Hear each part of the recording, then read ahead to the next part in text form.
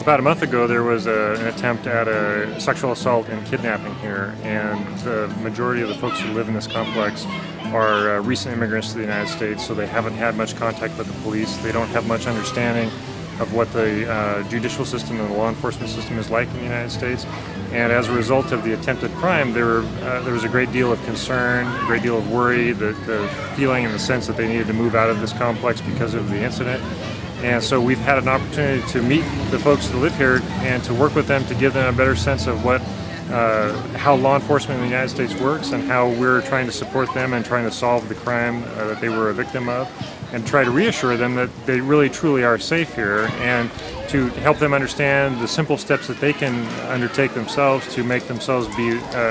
not be the victims of crime by simply locking their doors, locking their windows, knowing their neighbors, and looking out for what's going on around them. So this is kind of a national night out style event with the real intent of meeting the group, meeting each other, meeting their neighbors, and also to meet the police and other city services, so they have a real strong sense that we're here to support them and help work with them when they have problems, and that they can trust us and work with us to keep their community safe.